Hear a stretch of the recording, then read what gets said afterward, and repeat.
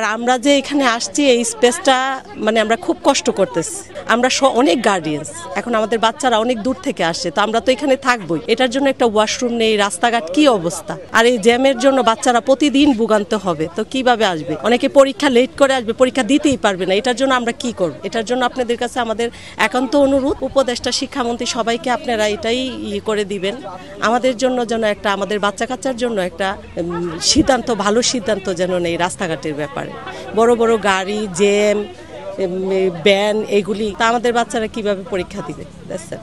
না না, সেটা করি নাই। সেটা করার এত মাথার মধ্যে, মানে যাদের সংসার থাকে, যারা বাসায় আরো বাচ্চারা আছে, আমার আরেকটা মেয়েও পরীক্ষা দিচ্ছে 4th ইয়ারে, তো এখন আমি তো এগুলি ছাড় দেওয়ার পাচ্ছি না, আমি কি করব?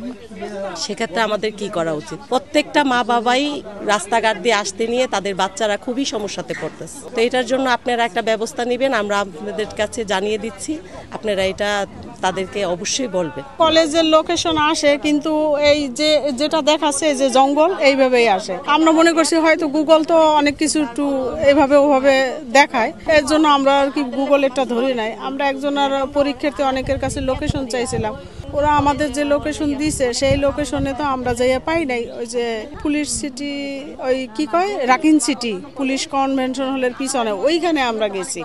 ওইখানে গিয়ে সেই সকাল থেকে খুঁজতেছি কলেজ, কোথাও কলেজ পাই না। মাইয়া তো কান্নাকাটি শুরু করছে, সারা রাত ঘুমায় নাই, পড়ালেখা করছে টেনশনে, বমি করে।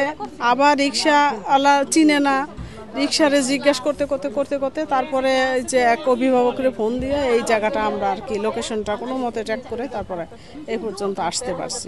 এতে অনেক ভোগান্তির সৃষ্টি হয়েছে, মেয়েও অনেক নার্ভাস হয়ে গেছিল, পরে শেষে সেও কান্নাকাটি করতেছিল, তার বমি শুরু হয়েছে, রিক্সায় বসে সে বমি করছে, বুঝছেন। তারপরে তারে কোনো মতে শান্ত করে নিয়ে আসছি। এই পরীক্ষা শুরু হওয়ার মাত্র 10 মিনিট আগে আমরা আসতে পারছি। অনেক ভোগান্তি, তারপরে রাস্তায় তো যানজট আছে, পুলিশ সিটির সামনে বহু জ্যামে পড়ছিলাম আমরা, রিক্সাওয়ালাও পর্যন্ত চিনে না, বুঝছেন। পরে শেষে আমরা ওই যে কি বলবো, রিক্সাওয়ালা আমাদের এখানে সেখানে নামাই দেয়, আমরা কোথাও নামি না। আমি বলছি কি কলেজ কোড মিলাবো তারপরে রিক্সা ছাড়বো, এর আগে ছাড়বোই না। পরে এভাবে করে করে জিজ্ঞাসা করতে, এমন একটা জায়গা, বেকওয়ার্ড জায়গা, যেখানে কেউ চিনেই না। তো হয়রানি তো পুরাটাই হয়রানি। আসলে মণিপুর এমন ভালো একটা কলেজ, স্কুল, সুনামধন্য স্কুল, সেই স্কুল যে এইরকম একটা জায়গা সিলেক্ট করবে, এটা আসলে কল্পনাই করা যায় না। যেখানে বৎসরে কত কত টাকা নিয়ে পড়ালেখা করাইয়া তারপরে শেষে তারা এরকম একটা জায়গা সিলেক্ট করছে, মণিপুরের মতো জায়গা, আসলে এটা আশাই করা যায় না। তাদের কি কোনো দায় দায়িত্ব ছিল না? তাদের কোনো দায় দায়িত্ব নাই, তারা সঠিকভাবে লোকেশনও দেয় নাই, কোনো ইয়েও করে না, চিন্তা ভাবনাও করা নাই যে কোন জায়গাটা তাদের জন্য সিলেক্ট করা দরকার। না না, গুগল ম্যাপে তো এটা পাওয়া যায় নাই, পাওয়া গেলে না হয় আমরা ওইভাবে আসতাম, কিন্তু এটা তো ম্যাপের ভিতরেই নাই। কারণ এত দূরে মণিপুরের কলেজে ঠিক হয় নাই, এত দূরে দেয়া, আমাদের বাচ্চারা খুব হয়রানি হয়ে গেছে।